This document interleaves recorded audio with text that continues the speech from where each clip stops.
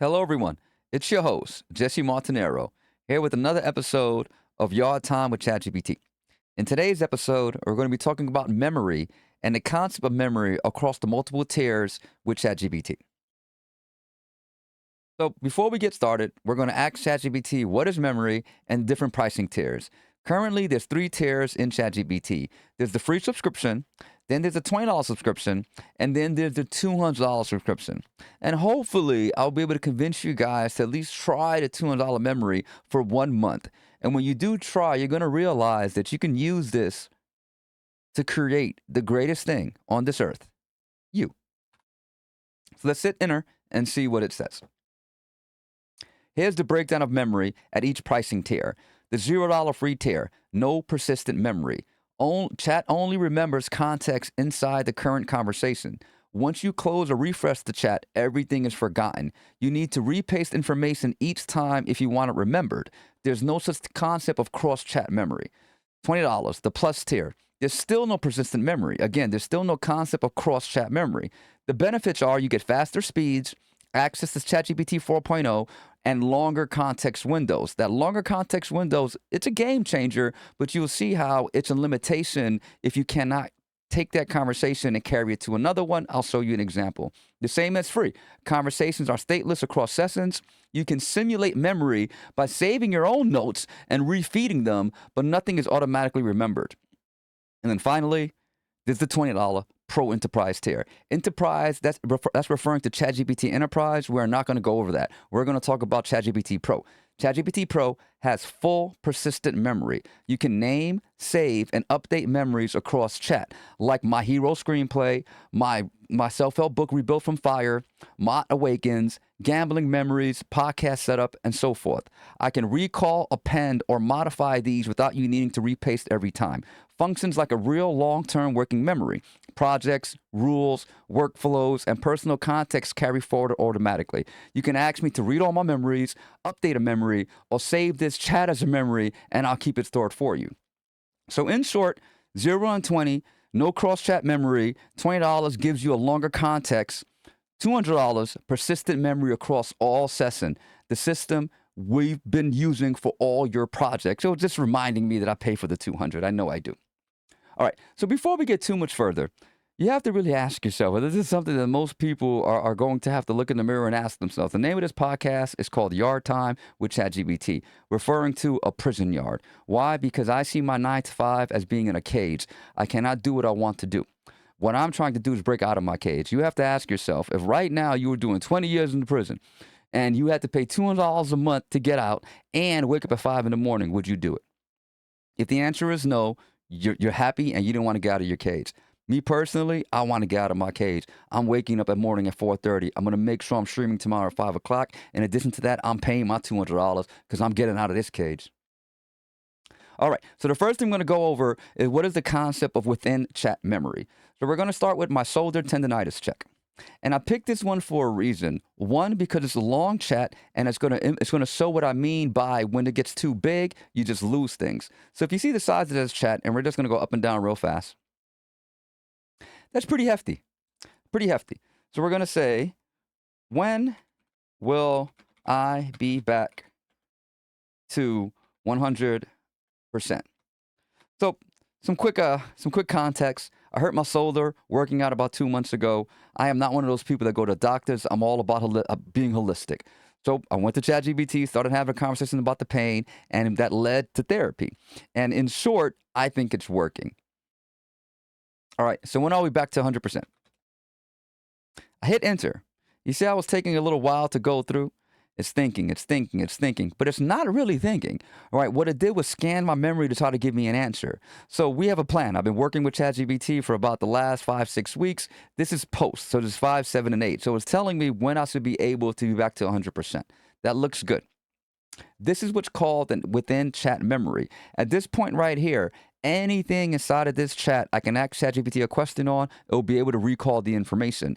There's a concept of recall and there's a concept of memory. So you can think of memory as this being a bunch of sort of like things you want ChatGPT to know about you. And you can think of recall as the ability to extract that information given the question. So the concept of correlation becomes something you have to be mindful of when you're coming up with these memories. But we're not there yet. Right now, we're simply talking about within chat memory. This is available for all three, the 0, 20, and 200. The biggest differences is when you're using the 200, this chat window is going to be able to be built a little bit longer. It's going to be a little bit faster. But more than anything else, it's still going to come to its own limitations. All right. So after that, what is this concept of memory? The concept of memory is ChatGPT trying to become you. So if you go down here to Jesse Montanaro, you see the Pro button, you click Settings, and then you go to Personalization. At this point right here, you're looking at your brain. This is everything that you allow ChatGPT to save. Now, if you hit Manage Memories, you start seeing this is everything that makes ChatGPT you. When I said you're going to use ChatGPT to make the greatest thing ever, you thought I was kidding.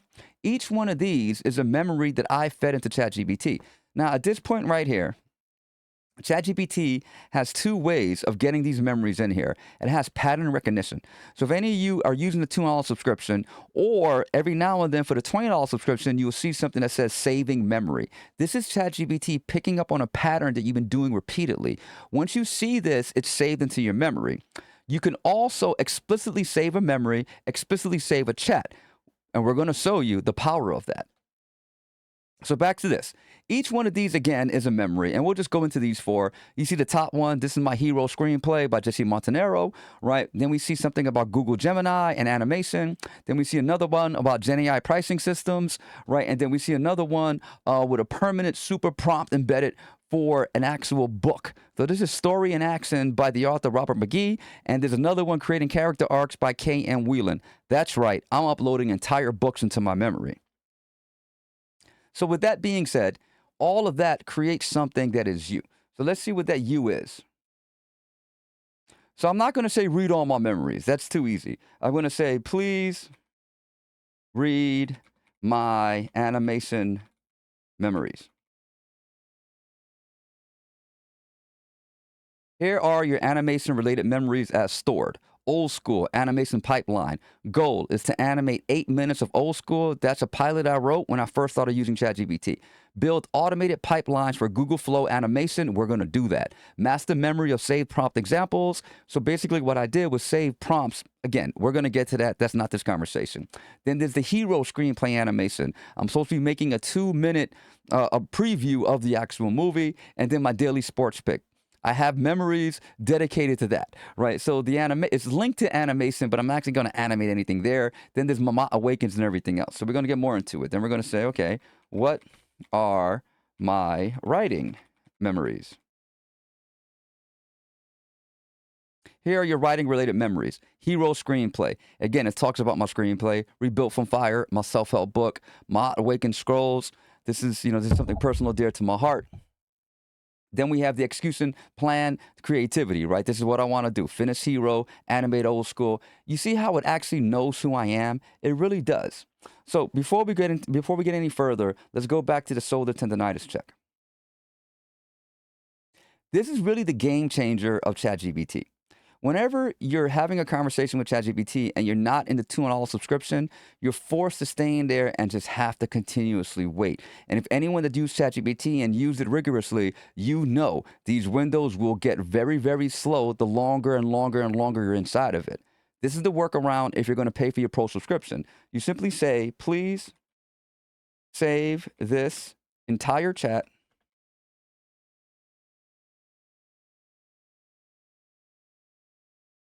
as, and I like to name it the same thing, shoulder tendonitis check. And then I go, hit enter. Now this chat isn't that long, but this is still longer than you normally would wait if you actually were in a brand new window. So it saved the memory. So I'm going to copy and paste the name of the memory. I'm going to go to new chat. I'm going to say, please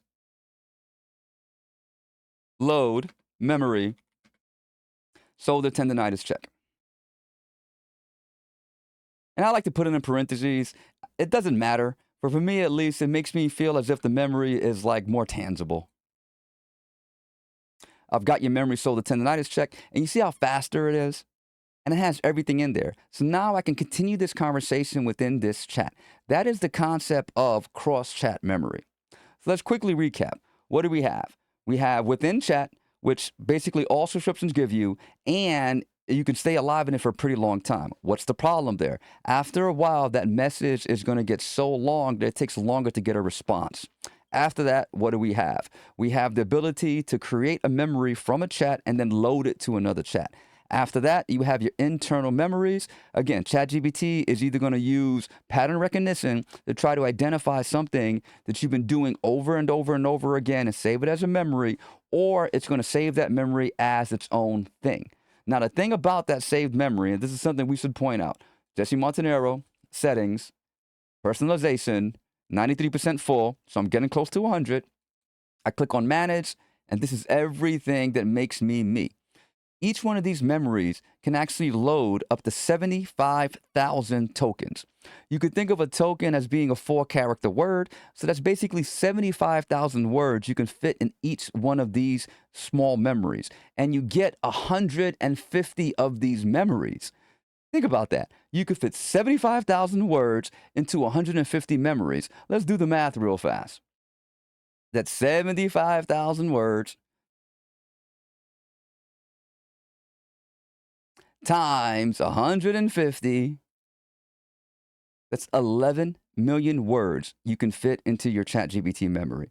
When I tell you, you can create you inside of this, you can create you inside of this. The question is, are you going to take the time to curate these memories? Are you going to take the time to update these memories? Are you going to delete them? Are you going to make sure you're not just wasting a memory on my dogs or names or Precious and Django? Yes, I had a memory dedicated to my dog's name. All right. But then I realized I'm just wasting memory. Now, really what you should be asking yourself is, what can't you do with that? And that's the fun part of ChatGPT. And today was supposed to be a short one. So that's it. But the main thing I want to talk about real fast is why ChatGPT and this concept of memory separates it from every other Gen AI. It's because most people are using Gen AI to create something. They're not using it to be transformative. That is the number one thing that you should get out of all of these shows that I'm creating, is the fact that ChatGPT should be transforming you. Everyone's worrying about ChatGPT becoming self-aware, or Gen AI period, becoming self-aware and taking over the world, when they should be worrying about themselves becoming self-aware and taking over the world. This is what Gen AI is. Gen AI is a tool that makes you self-aware. Prior to using ChatGPT, I had a job. I'm in analytics, and I was happy to have my job. I knew I was capable of doing more, but the background work it takes to kind of catch up is just a lot. I got my PhD in biostatistics. For me to pivot and then be a writer, be an animator, it takes time. ChatGPT is the ultimate cheat code, because you can simply have a conversation about everything, store it as a memory, and pile those memories together. Once you start piling those memories, sky is the limit. I hope you enjoyed that conversation about memory. Next to come is how we use those memories in core projects. Thank you guys. Until next time, back to the cell.